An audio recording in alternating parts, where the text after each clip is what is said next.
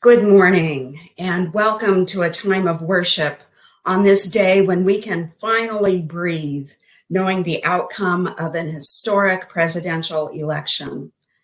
For Unitarian Universalists, use of the democratic process is a religious principle, making today one for celebration and for orienting ourselves to the work of justice that still must be done. Most of today's service was recorded before the outcome of the election was known, and so it reflects some of the tumultuous journey that brought us to this day. In this time we share, you are invited to bring the wholeness of who you are, feelings of elation and joy, feelings of anxiety over what is yet unknown, and everything in between. For those of you who are joining us live this morning, following the service, you will be directed to a link that will take you to Zoom, where we are offering some facilitated post-election listening circles. If you would like a chance to be with others today, reflecting on the election just passed and the work still ahead, click the link to join us after the service, and there'll be further instructions. In the meantime, I invite you to settle in for a time of worship. Good morning. Good morning and welcome to First Unitarian Universalist Church of Nashville. My name is Jay Tiefenbrunn. My pronouns are she, her, and it is my honor to serve as your Director of Music Ministries. It is also my pleasure to welcome you to our online worship. Our collaborative pianist is Holling Smith-Bourne. If you're watching live, buttons will appear that will bring you to our website. And if you're watching on YouTube or Facebook, you can visit firstuunash.org and click on the With You Worship Portal button for all the information that you need to participate in today's worship, including the order of service, joys and concerns, and ways to donate to the work of this church. I'd like to invite you to take a moment to say hello in the chat if you're worshiping live with us. This is how we stay connected in our minds. And I invite you now to take a breath, to center into your heart space, and expand your awareness out to our neighbors, friends, and visitors worshiping online with us throughout the week. This is how we stay connected in our hearts.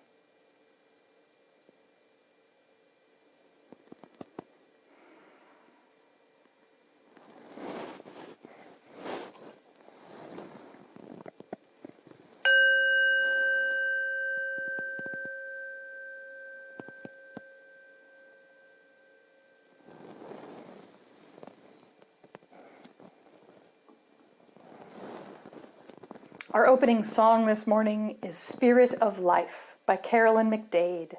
I hope that you will join in the singing.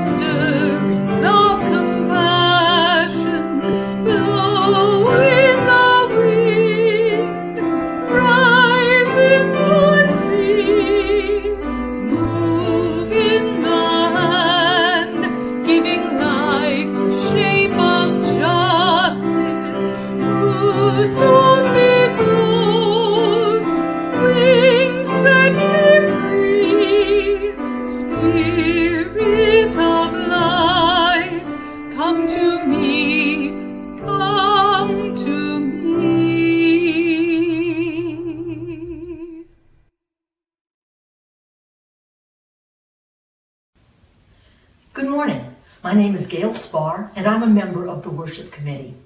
The words for our chalice lighting this morning were written by Marjorie Montgomery.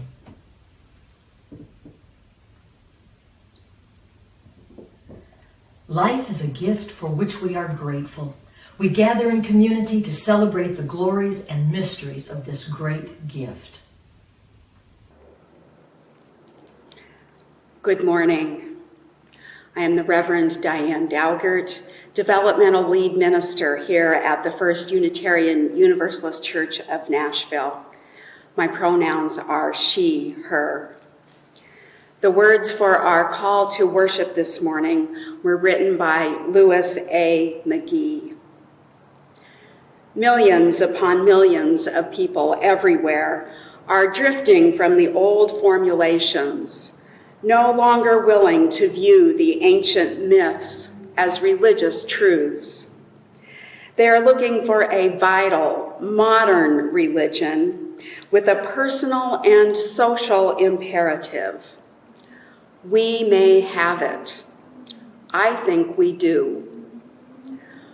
Our religion is a religion of social concern, a religion of intellectual and ethical integrity, a religion that emphasizes the dynamic conception of history and the scientific worldview, a religion that stresses the dignity and worth of the person as a supreme value and goodwill as the creative force in human relations.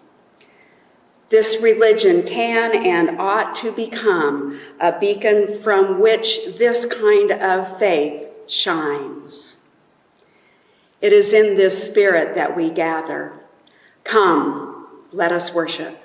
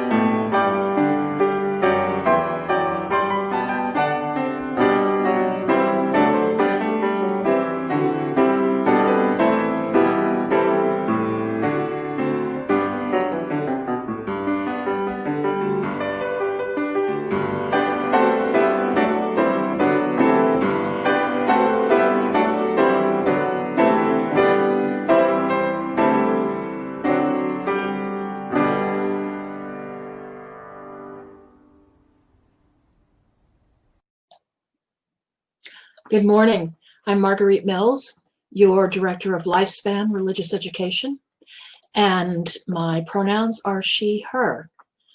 This morning's story is by Janine Grossmeyer.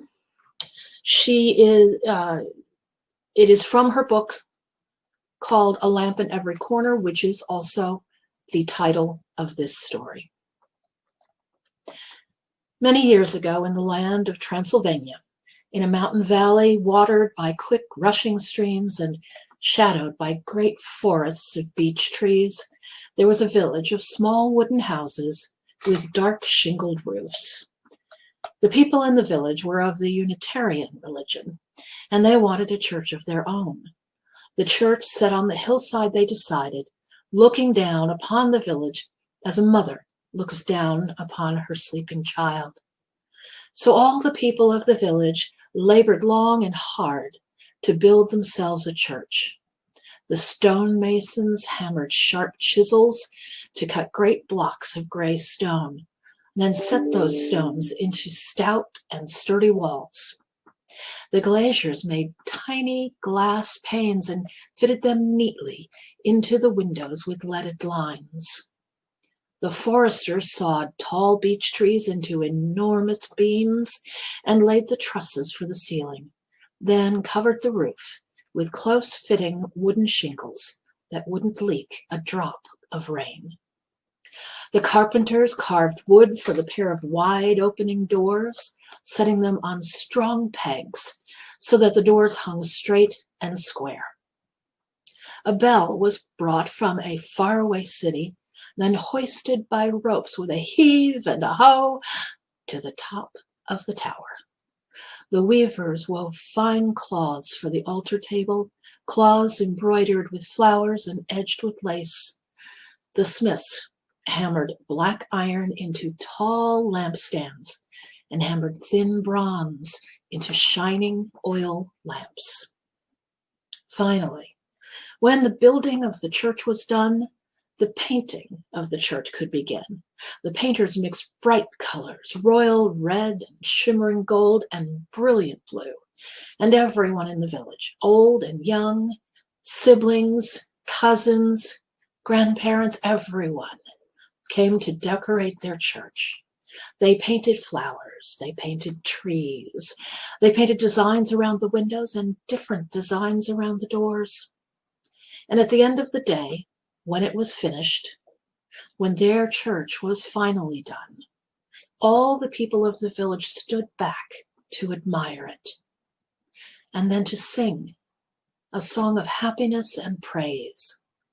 Their village had a church now, a church set on the hillside, looking down upon the village as a mother looks down upon her sleeping child. "We will eat now," announced an elder of the village, because everyone was hungry after their long day's work.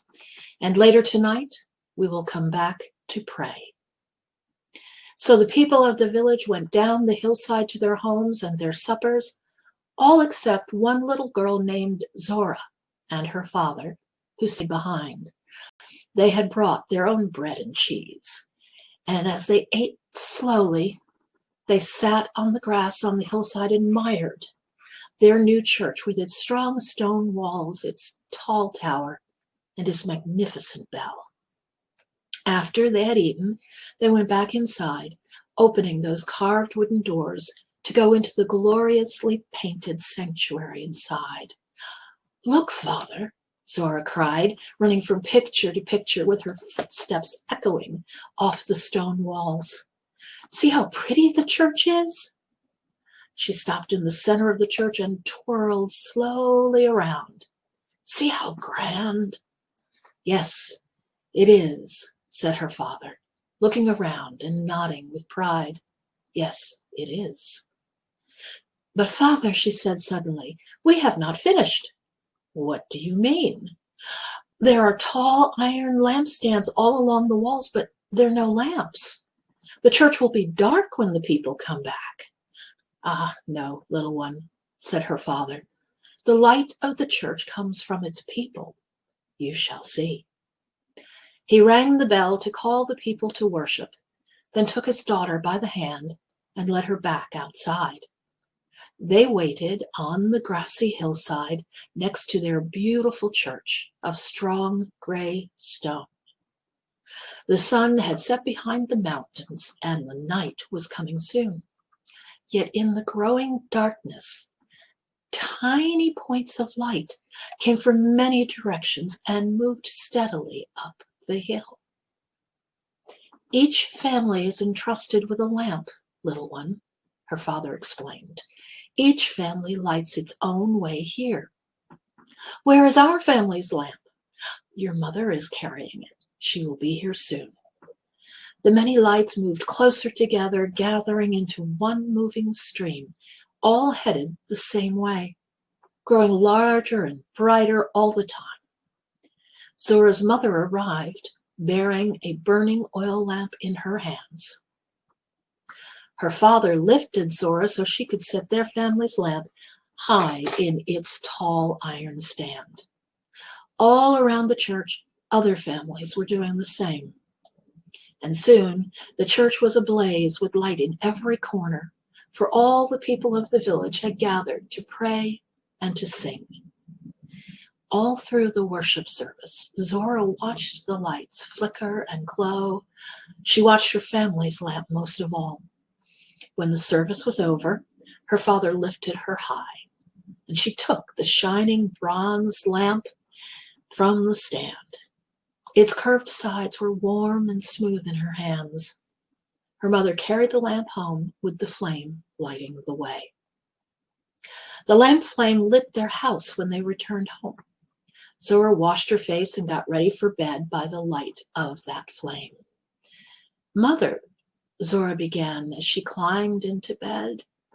"Yes, little one?" her mother asked, tucking the red wool blanket around Zora's shoulders. "Father said the light of the church comes from its people." "Yes, but also the people take their light back from the church. Over on the table by the fireplace, the shiny bronze lamp was still burning. And we have that light every day." "Yes, indeed," said her mother. "And even when we are not in church, even when the lamp is not lit, we carry the light of truth in our minds and the flame of love in our hearts to show us the right way to be. That light, the light from truth and love, will never go out." "Never?" "Never. And this bronze lamp will last for many, many years. When you are grown, we will give the lamp to you. And when your children are grown, you will give the lamp to them. And all of you will carry it back and forth to church every time." "But there's only one lamp," Zora said. "So make another and let the light grow. And someday, tell your children to make more lamps too. And now, good night, little one," her mother said, and she kissed Zora once on one cheek and once on the other cheek and once on her forehead.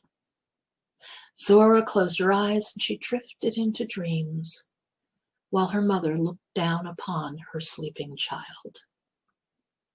The years passed. Zora grew.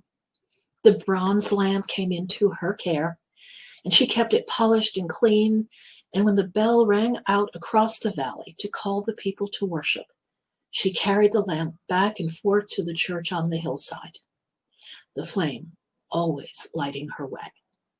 When the time came, she made more lamps and gave them to her children, who made more lamps and gave them to their children. And so it went on through the years, even until today, and always. The light of truth and the flame of love from that Unitarian church on that hillside continued to grow and show them and us the way. And so ends the story.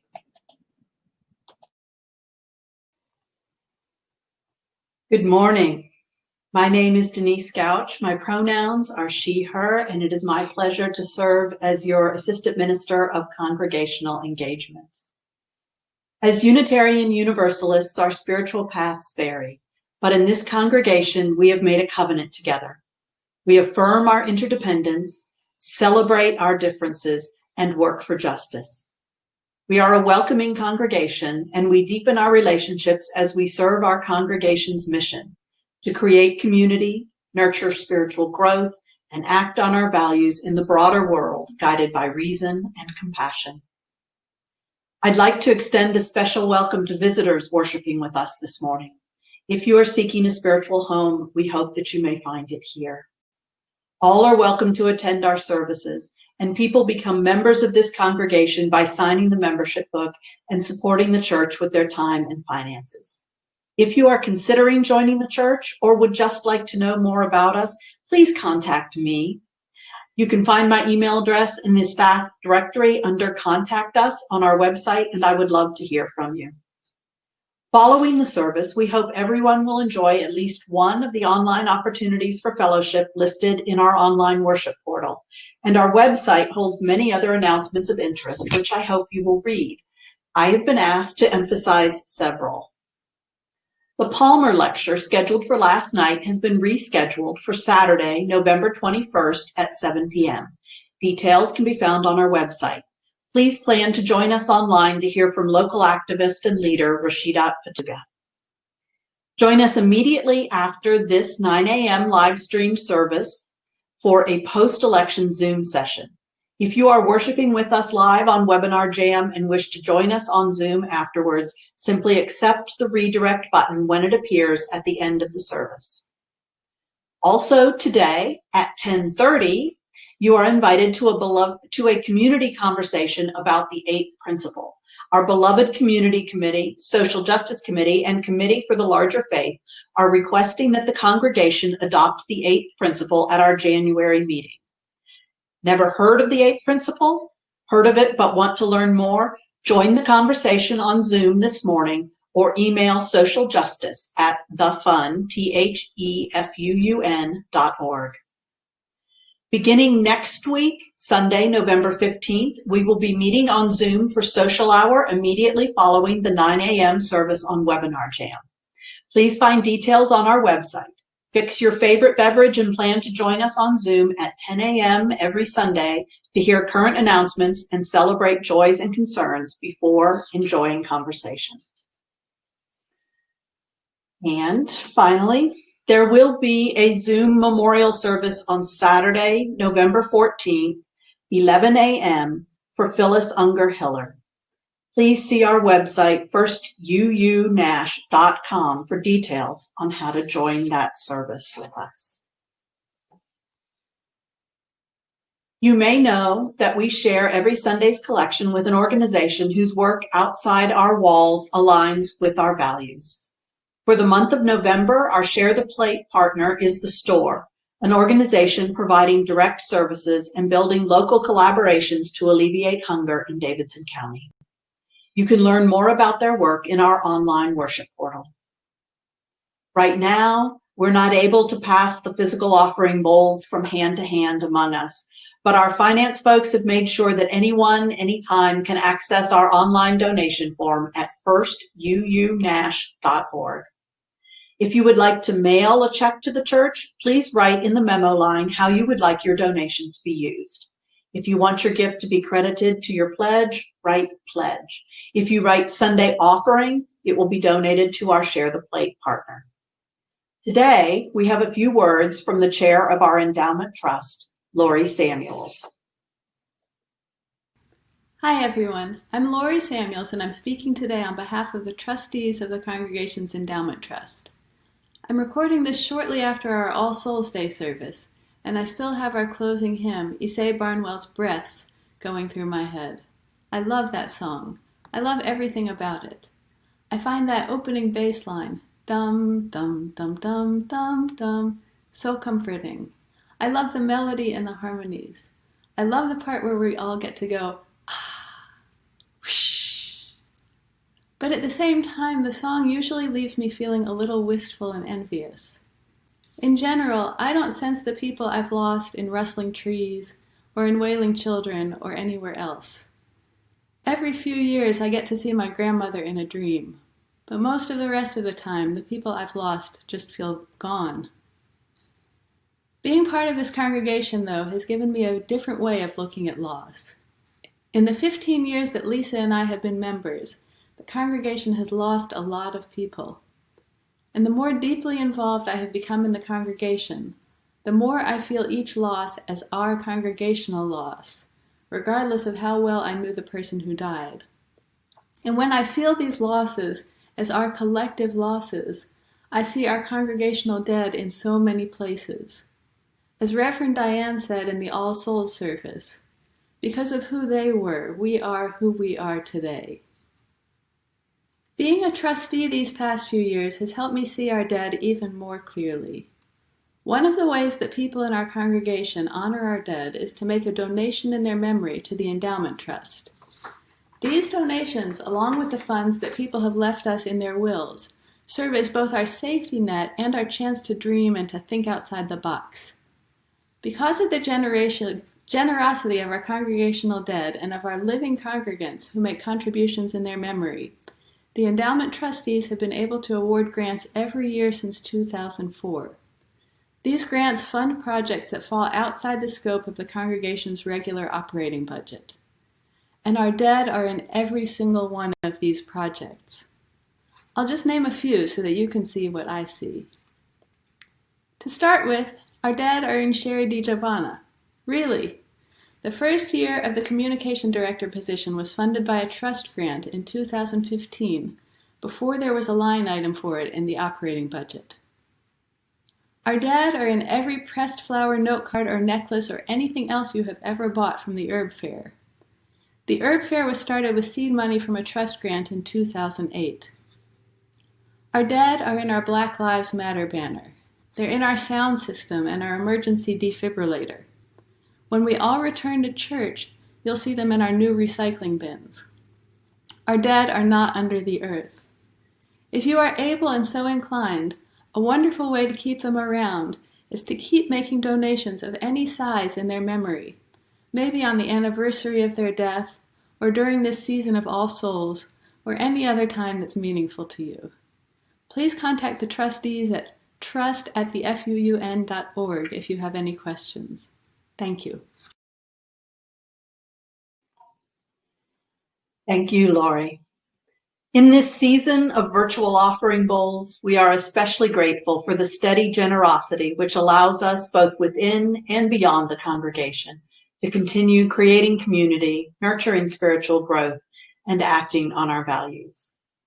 We are also deeply grateful for your presence with us, and it is always good to share the joys and sorrows of our individual lives with each other. Beginning next Sunday, this weekly ritual will move to the beginning of the Zoom social hour following the worship service at 9 a.m.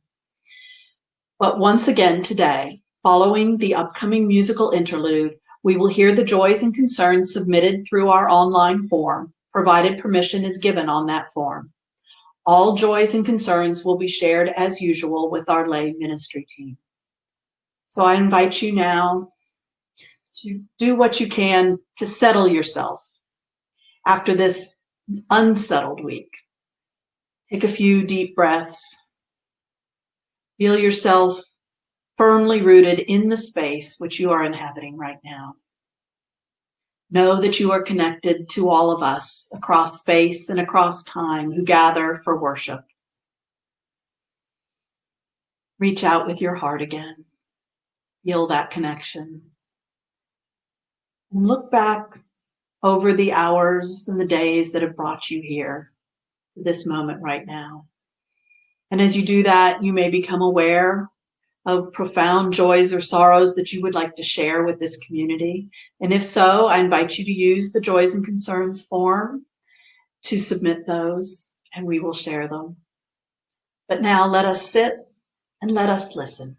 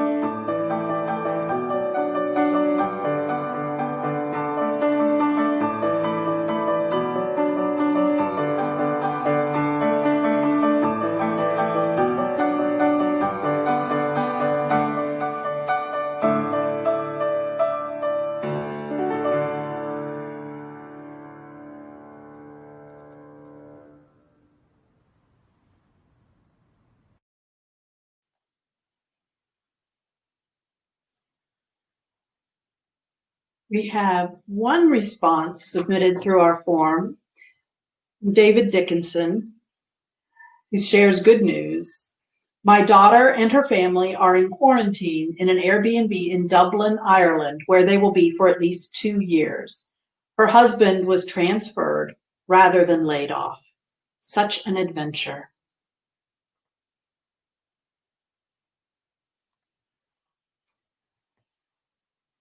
So holding this good news, as well as good news, large and small, in all our hearts, and concerns, needs, sorrows, grief that lies also as yet unspoken in many, many hearts.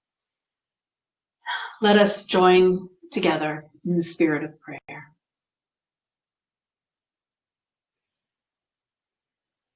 Spirit of life and love, we are grateful this morning for so many things. For a sun that rose, and for this community in which we can gather. Community that holds our joys and our sorrows, allows us to hold our grief and each other's grief with tenderness and care.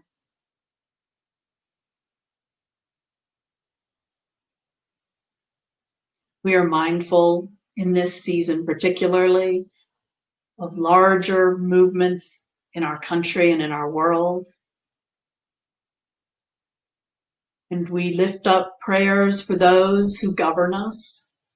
May they move with wisdom and discernment.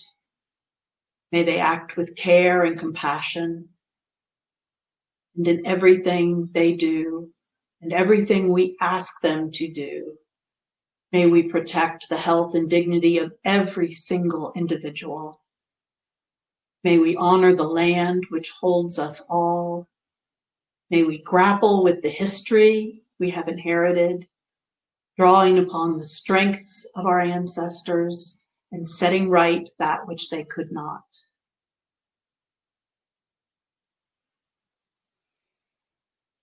Spirit who holds us in celebration, in joy and in mourning. Make us aware of who we are, of the values that we bring into the world, and sustain us in the work that lies ahead. Blessed be, and amen. Sacredness in being scared. Why we must vote yes for the eighth principle. The eighth principle reads as follows.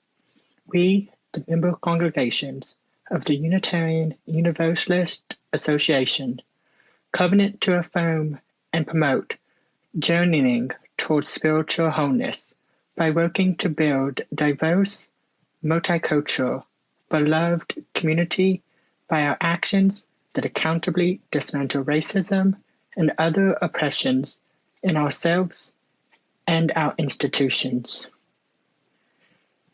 You may know of the current 7 principles of Unitarian Universalism, and you may be hearing about this proposed 8th principle for the first time.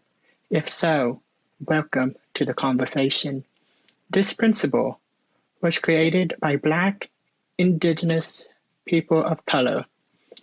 The GA delegation for our congregation did a service in September to help us learn about this principle.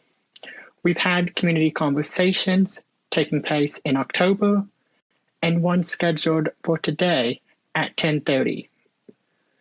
The board has voted to place the 8th principle on the ballot for our mid-year congregational meeting in January and is in support. Why is it important for us to adopt this 8th principle? At least for me, there is something sacred in being scared. Each day, as I have for years now, I try to find the spaces where my sacred self and my skilled self meet. And as you can imagine, doing so is not always an easy task. I, like many, have learned to put on a brave and courageous act when needed. I have learned how to pretend as if I am not scared, and as if I had things all figured out.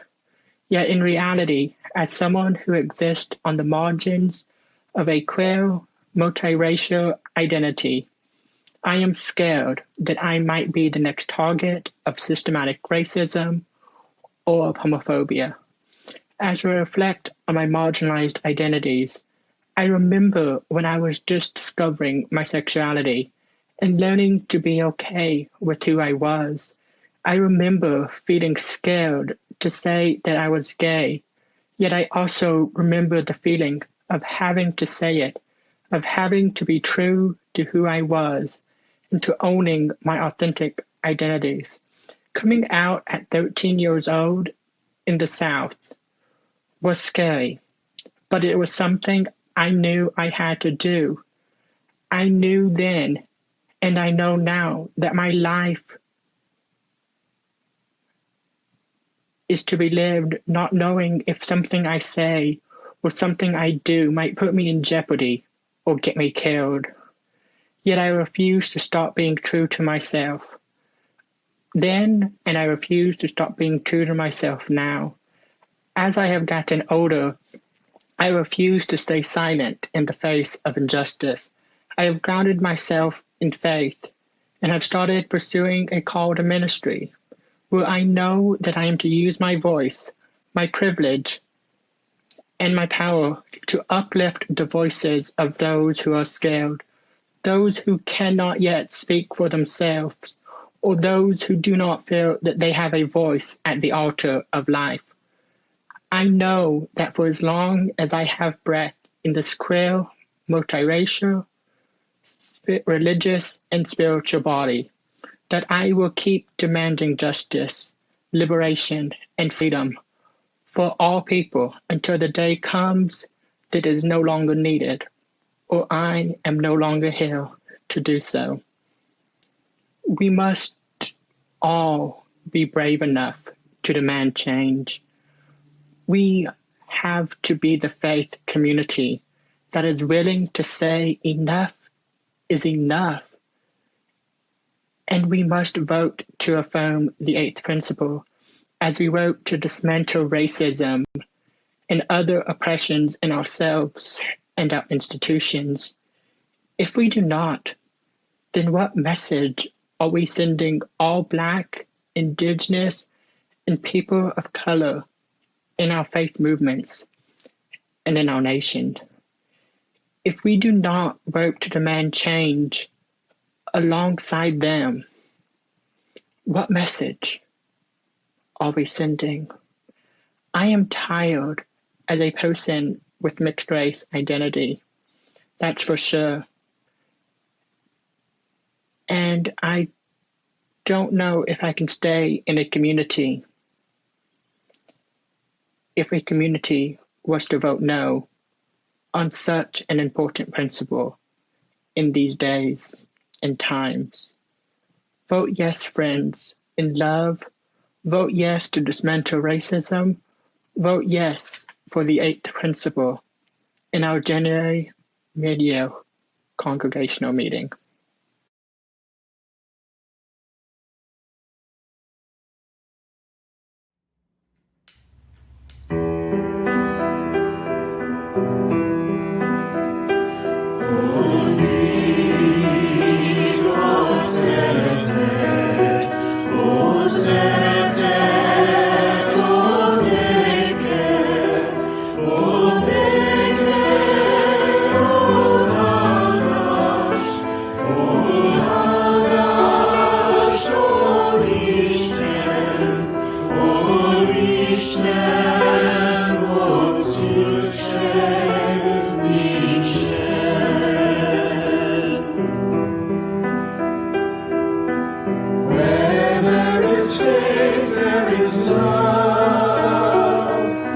Where there is love, there is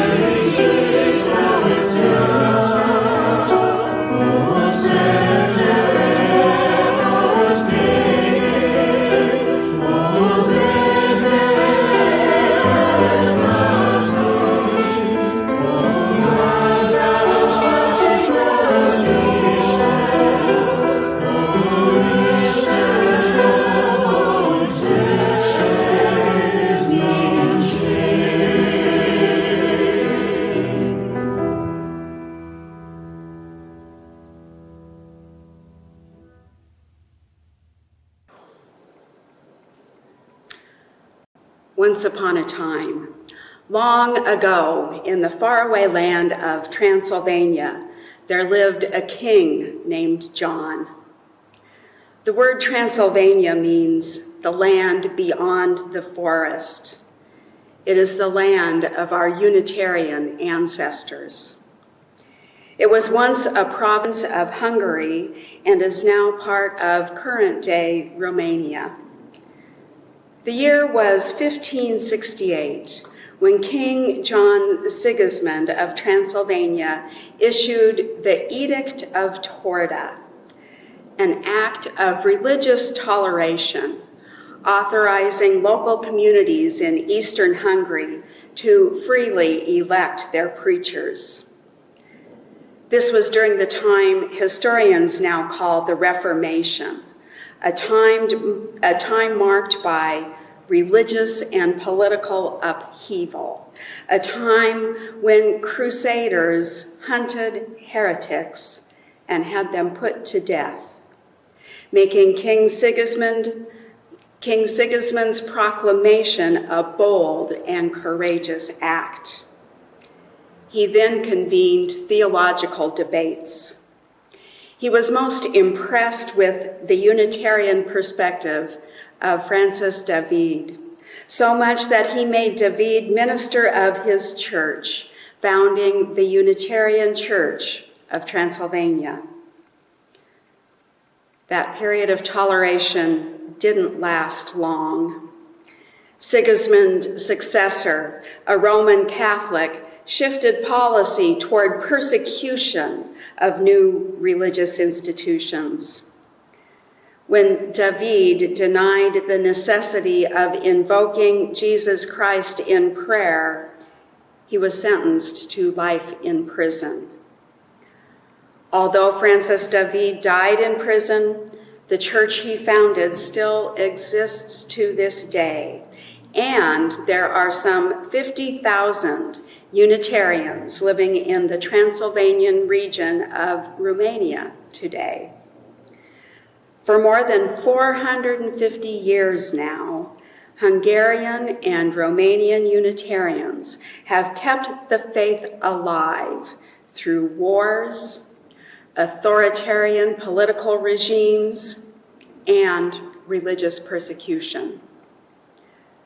Recently, I was talking with Roger Birchhausen, who serves as executive director of the Unitarian Universalist Partner Church Council, whose mission is to foster and support partner relationships between UU congregations and individuals in the United States and Canada, with Unitarian and Universalist congregations, orphanages, schools, and students in all other countries where partnering is sought and welcomed.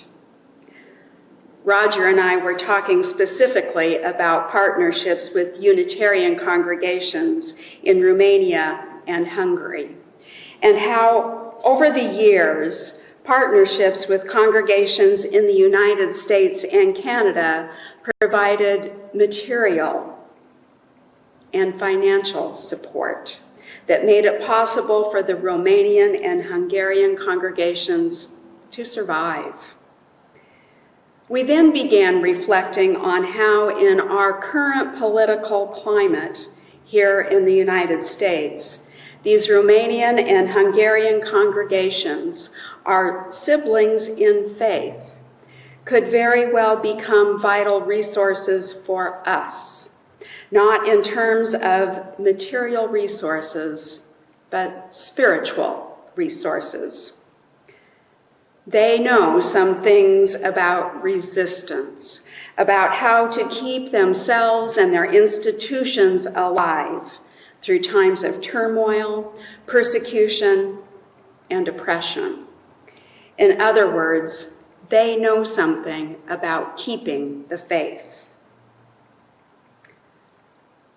I have not had the opportunity to make a pilgrimage to any of our historic congregations in Hungary or Romania.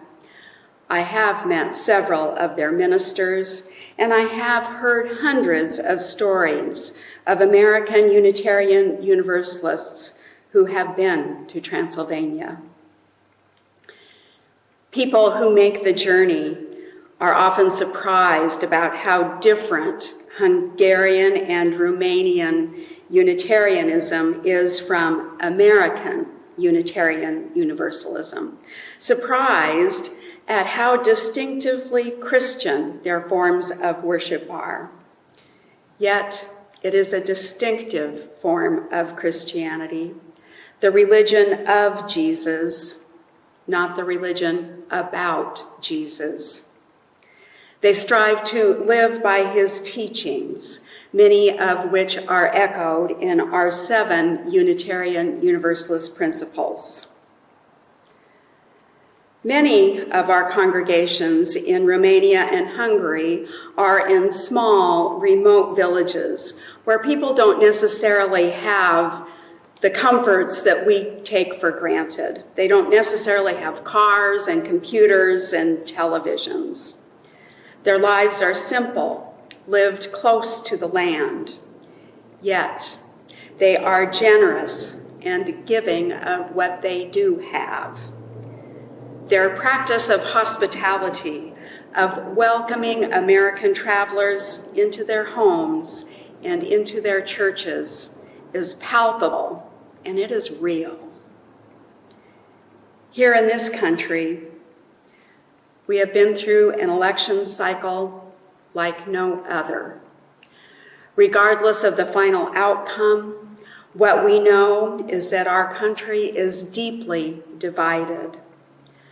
What we know is that millions of people voted to continue an administration that has separated immigrant families, taking children from their parents, an administration that has let a pandemic rage unchecked, an administration that has rolled back environmental protection and has fanned the flames of hatred and has failed to denounce white supremacy.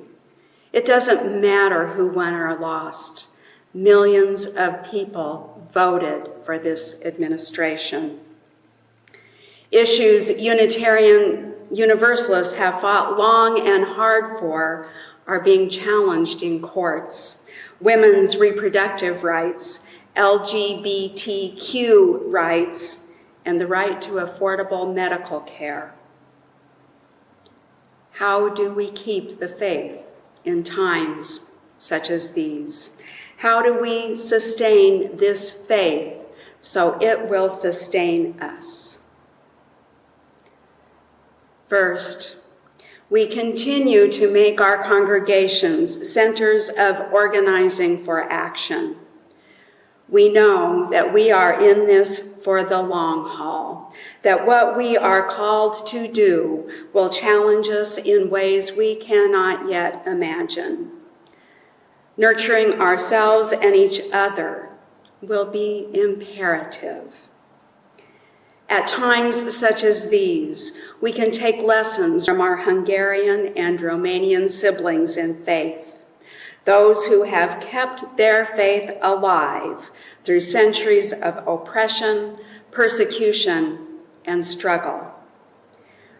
We can foster practices that build resilience, the resilience that we need for resistance. First of all, we can practice hospitality. The practice of hospitality is about making our congregations open and welcoming places for those in our society who have been pushed to the margins. It is also about opening our hearts and minds. searching out our own implicit bias, the places where we are closed off to truly understanding the experience of someone who is different from us.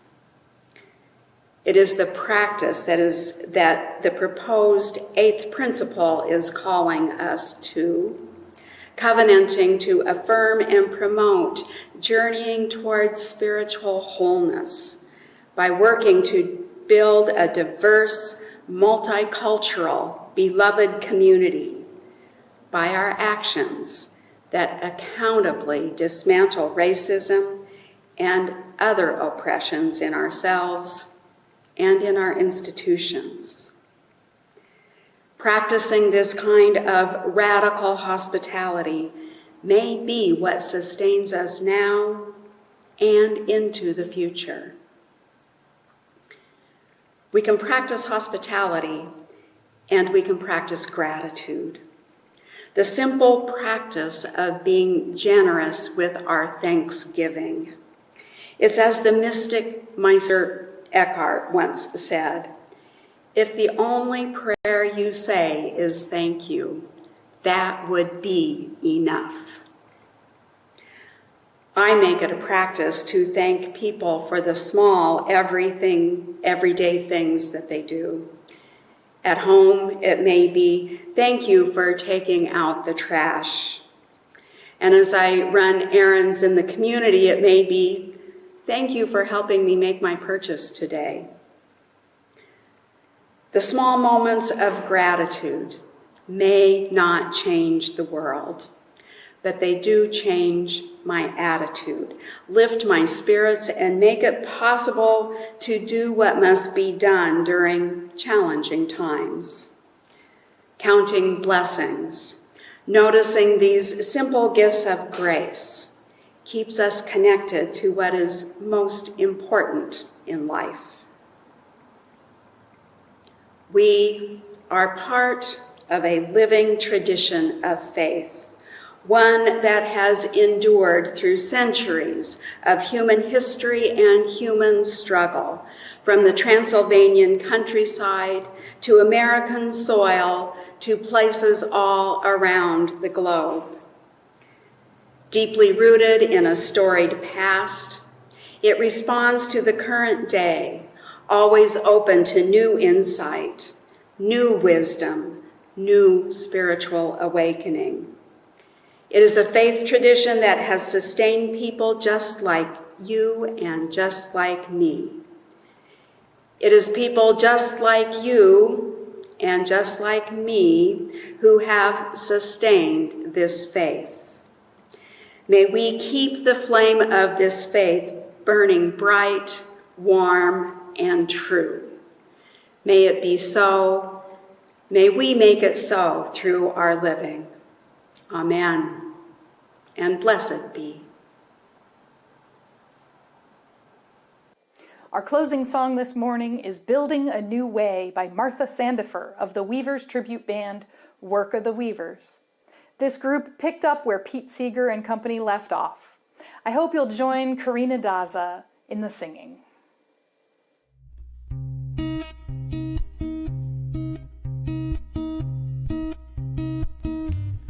We are building a new way. We are building a new way. We are building a new way, feeling stronger every day. We are building a new way. We are working to be free. We are working to be free. We are working to be free of hate and greed and jealousy. We are working to be free. We can feed our every need.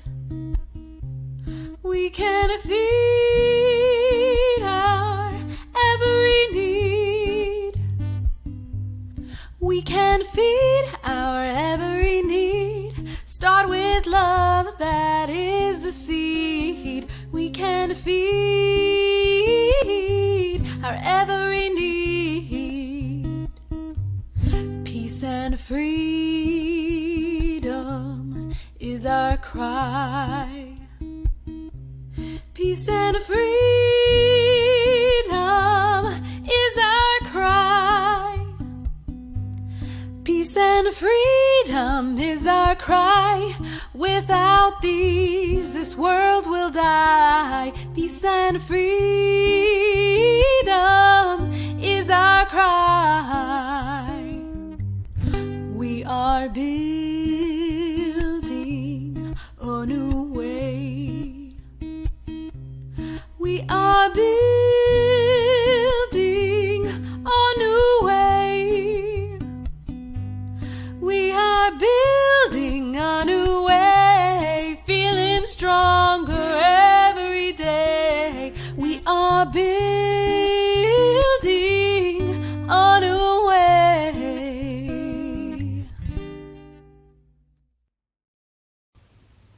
The words to our chalice extinguishing were written by Elizabeth Sell Jones, and they're at the bottom of your order of service. Please join me. We extinguish this flame, but not the light of truth, the warmth of community, or the fire of commitment. These we carry in our hearts until we are together again. The words for our benediction were written by Melvin Hoover. We can't change the past, but we can learn from it and build on it. We can't control the future, but we can shape it and enhance the possibilities for our children and grandchildren.